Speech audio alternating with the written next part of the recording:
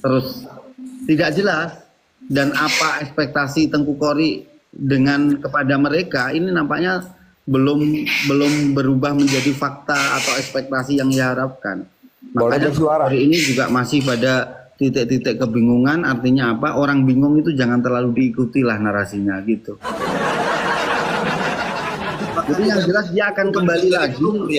Kalau kembali lagi terhadap, kayaknya tidak mungkin, sudah tidak dipercaya, sudah itu deleming namanya ya. Itu saja penampilan saya itu benar adanya. Memang saya juga melihat sendiri apa yang diucapkan Kori dengan Al-Batawi itu kan, dia curhat-curhat, kemudian dia ada sempat kata-kata hujatan terhadap salah satu Habib ya. Itu kalau saya mah nggak ngaruh dengan langkah kita gitu loh, jadi nggak usah dipikirkan itu. Boleh berpendapat ya? Boleh berpendapat? Boleh, monggo.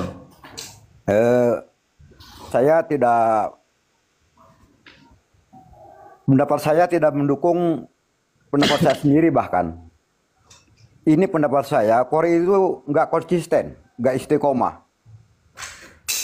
Ada istilah paginya kedelai, sorenya tempe, besoknya toge. Saya berpendapat Kori itu yang dicari materi. Karena bergabung dengan kelompoknya Kiai Imad merasa hanya sebagai underbow, anak bawang lah. Dia pindah haluan. Dan setelah pindah haluan ternyata dilulukan oleh Parba Alawi itu. Dan saya lihat sendiri di videonya dikasih Alphard katanya. Tapi sekarang udah berbalik lagi. Sekarang dia berpendapat bahwa saja kalau kita mengikuti Mbak Alawi, kita itu dianggap binatang. Kori sendiri yang bilang begitu sekarang ini. Nah, mungkin itu akibat resiko dari perbuatannya sendiri yang konsisten itu. Sekian saja dulu, saya mohon tanggapan dari yang lainnya. Ya, itulah. Assalamualaikum. Waalaikumsalam. Itulah perjuangan yang dicampur dengan urusan cuan. Makanya dia ya akhirnya akan menjadi korban harapan palsu gitu.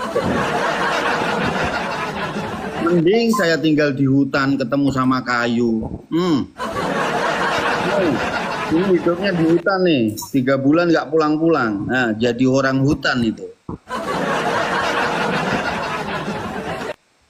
Ya gimana, Bang NKRI, silakan. Ini acaranya ini Ki, agama bukan kostum ya. Acara apa itu? Nggak ada makan-makannya kok. Enggak. Apa Bang, kita ketemu Bang. Agama bukan kostum ya, ibaratnya. Agama itu agama Islam, apalagi akhlak gitu. Makanya saya sangat miris orang yang mengaku-ngaku ibaratnya paling suci, paling bersih, paling islami dengan akhlak perbuatan seperti itu. Saya nggak ngerti. Mereka belajarnya.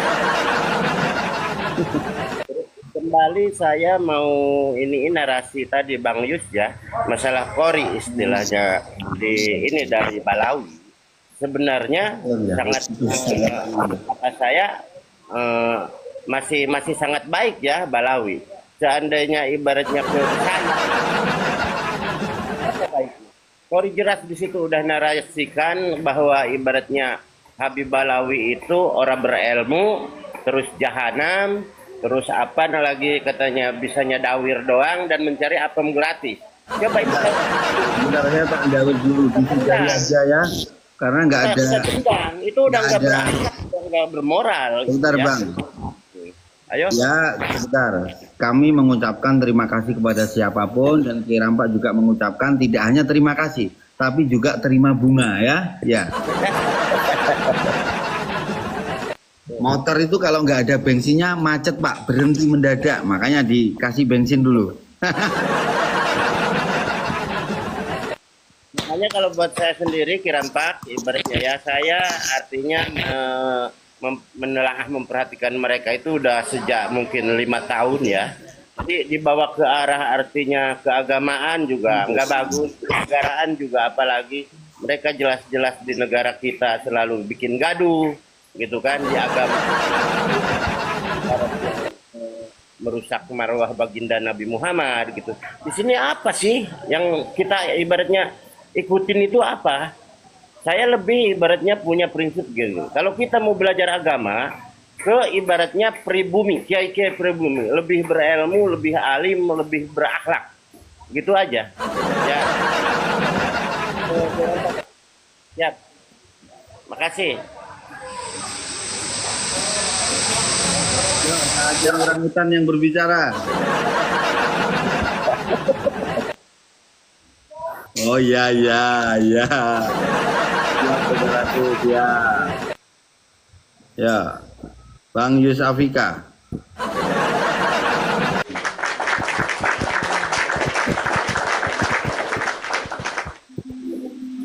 Silakan. Ini ya, yang jadi pertanyaan ini kan, yaitu tadi saya sepakat kalau dikatakan kontradiktif ya, pendapat daripada idola saya. Ya, saya ulangi lagi, saya mengidolakan beliau. Tapi di sisi mengidolakan itu tadi tetap kontradiktif. Mana kontradiktifnya? Dia dijatuhkan dan balik menjatuhkan, tapi tetap membela. Itu kontradiktifnya buat saya.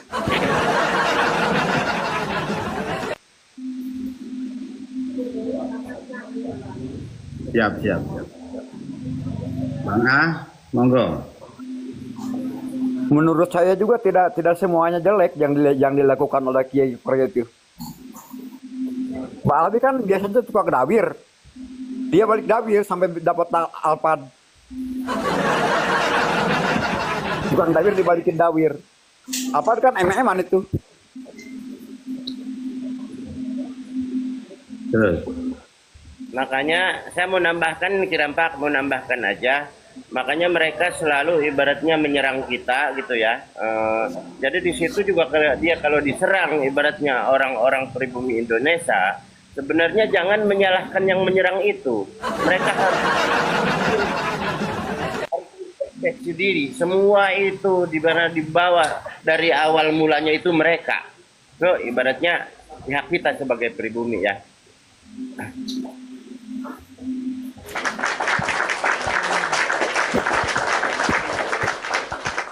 Bahkan saya juga mudah-mudahan rakyat Indonesia pada cerdas. Ini udah menyangkut istilahnya negara kesatuan Republik Indonesia dan menyangkut ya kita sebagai rakyat harus tanggung jawab ke negara kita sendiri gitu. Leluhur kita itu udah korban darah, korban nyawa untuk memerdekakan negara kita. Kita dijajah.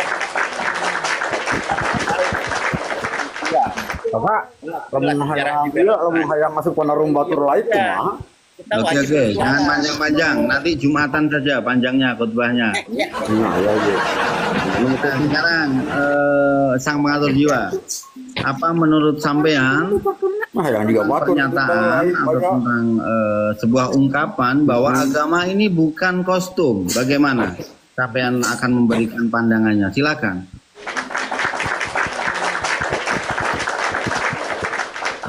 Gitu. Pengatur jiwa.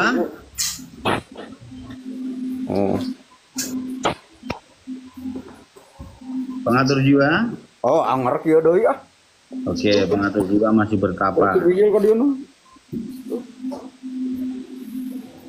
Ya, sekarang ke Bang siapa? Ya. Iya, ya saya sepakat sih dengan judul saya sepakat. Bahkan kalau di kampung, saya cerita sedikit ya. Tingkat kealiman seseorang itu terkesan dianggap itu yang selalu menggunakan kopiah. Itu dianggap orang yang memiliki keilmuan yang lebih. Tapi jangan lupa, saya ini kan seorang seniman orkes. Manakala sebelum kita main, biasanya tidak semua tempat ya. Di sana itu ada tempat main bola adil. Bola adil apa? Iya. Itu. Tingkat kealiman itu tidak bisa diukur dengan kopiah ataupun sarung, karena di mana-mana tempat itu banyak juga yang menggunakan kopiah dan sarung. Lantas pertanyaannya, di mana tempat agama itu? Nah, mohon jawab Kiai Rampak.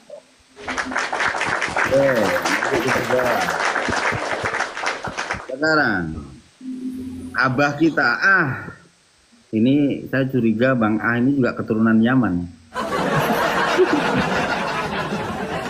Ya Bang A, bagaimana pandangan Anda terhadap satu ungkapan bahwa agama bukan kostum? Silakan. Setuju. Tapi idealnya antara kostum, hati dan perbuatan selaras. Idealnya begitu.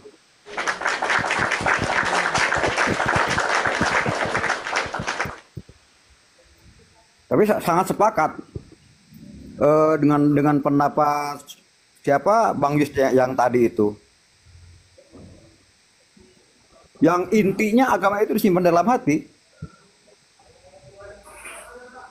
Tapi kalau yang betul-betul, insya Allah memancar, ke ucapannya memancar, ke perbuatannya memancar. Sebab ada ungkapan yang saya juga agak ragu, nggak semuanya benar itu. I'tiqadun bil jinan, ikrarun bil lisan, amalun bil arkan. Disalahkan aja, tolong Kiai Rampak menjelaskannya. Kalau saya salah, saya nggak merasa pendapat saya yang paling benar. Kasih tepuk tangan lagi.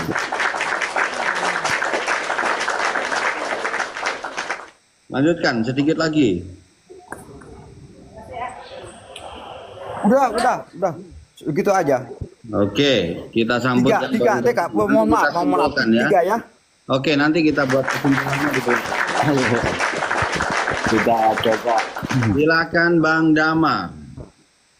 Damar Kambang biasa. Jadi kita coba dengan filosof Jawa. Ajining logo saking busono. Ya. Itu kan rokok aja yang berarti ya. Iya. Kita komparasi dengan agama bukan kostum kan gitu. Sebenarnya kita menghargai sesuatu itu, filosof Jawa mengatakan seperti itu. Namun demikian bukan lantas sebagai kostum aja gitu ya. Jadi agama bukan hanya sebagai pameran saja gitu. Agama merupakan tempat yang baik, tempat yang mempunyai memberikan satu hikmah kepada pemakainya kan begitu. Tidak lagi bukan terus agama menjadikan satu hal yang menjadikan satu kapitalisasi bagi pemakainya gitu. Jadi kalau kostum itu menjadikan sebuah penampakan saja gitu ya, penampakan sebagai ini loh, aku memakai jubah, aku memakai surban, kemudian hargailah aku. Apalagi kalau aku ini surban, aku ini jubah gitu ya, dan aku pengaku, nah itu yang jadi masalah bagi pemakai. Oke, cukup. Ada lagi? Cukup mungkin Bang. Oke, jadi kita garis bawahi bahwa kemudian di mana letak agama dan bagaimana agama ini berbicara. Oke, saya sedikit membuat narasi, membuat syair bahwa agama ini, kalau saya yang bilang ini jangan dibenarkan dulu ya. Karena kalau ada orang yang berbicara tentang kebenaran, ini timbang dulu 4 perkara. Quran, hadis, ijma, qiyas. Di saat 4 hal ini tidak membenarkan apa yang Anda sampaikan yang katanya kebenaran, jangan dipercaya dulu, oke? Yang pertama adalah agama adalah, ini kalau menurut Kiai Rampak ya, agama itu adalah pakaian jiwa. Kenapa seperti itu? Agama itu bukan sorban yang ada di kepala. Kenapa? Karena kadang orang yang tak beragama juga bisa memakai sorban. Makanya jangan dianggap bahwa Kiai Rampak yang sekedar hanya dengan rambut yang tanpa surban kemudian dianggap tidak mengerti tentang agama, atau dianggap bukan agamawan. Nah, orang yang jadi Ignatius ini orang-orang yang tidak berkopiah tapi hanya menggunakan penutup kepala, kemudian tidak orang dianggap tidak orang bukan agamawan gitu. Kasih tepuk tangan. Tidak. Itu dia dulu. Agama bukan jubah menjuntai ke dada. Agama bukan kain di tubuh, tapi benang yang menenun ruh. Setuju. Agama bukan warna yang berada di cermin, tapi agama adalah cahaya yang menuntun dari dalam. Ia bukan gaya bicara di mimbar, tapi bisikan hati yang takut kepada Tuhan. Iya. Tubuh Inilah, bisa kau balut indah dengan simbol suci dan lafaz yang megah, tapi jiwa yang telanjang akan tetap goyah dalam ujian yang panjang. Kalau agama sekedar kostum, sekedar sorban, sekarang bisa COD mudah sekali. Ember juga banyak sorbannya. Oke, poinnya ada dalam agama itu pakaian jiwa. Bagaimana kita memahaminya? Agama itu penutup aib, agama itu menghias akhlak, agama meneduhkan luka. Ia bukan sekedar penampilan luar, tapi jalan pulang bagi jiwa yang gentar. Beragama bukan bergaya, beragama adalah merasa diawasi, dicintai, dan dibimbing oleh Yang Maha Esa. Oke, ini sebagai sepeda pancingan, kita mbak sebagai pancingan, sebagai apa namanya satu bahwa apa sih sebenarnya agama? Ya. Satu, yang kedua, agama itu munculnya kapan sih? Gitu. Yang ketiga, agama itu berasal dari mana sih? Bahasa apa sih? Ya. Kemudian kita komparasi di dalam Al-Quran, apakah ada di dalam Al-Quran yang mengatakan agama? Apakah ada di dalam sebuah hadis yang menyatakan bahwa agama? Mungkin sebagai apa namanya pancingan buat Kiai Rampak untuk memunculkan sebuah narasi puisi yang lebih syahdu. Nanti saya lanjutkan dulu ya.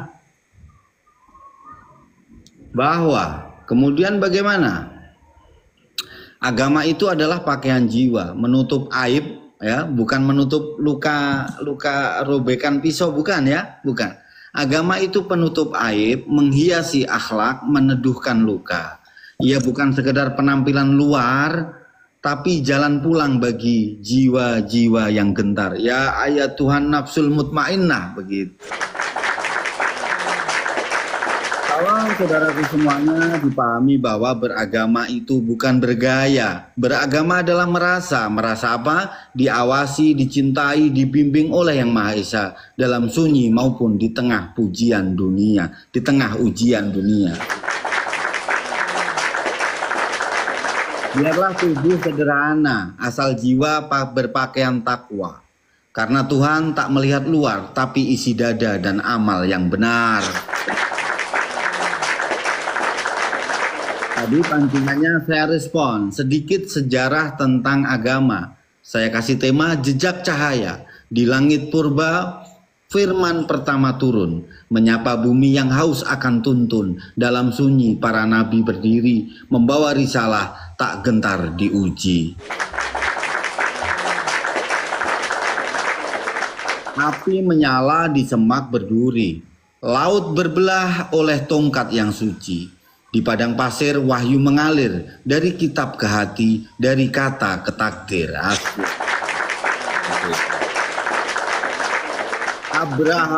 Abraham dihina. Abraham itu Ibrahim ya.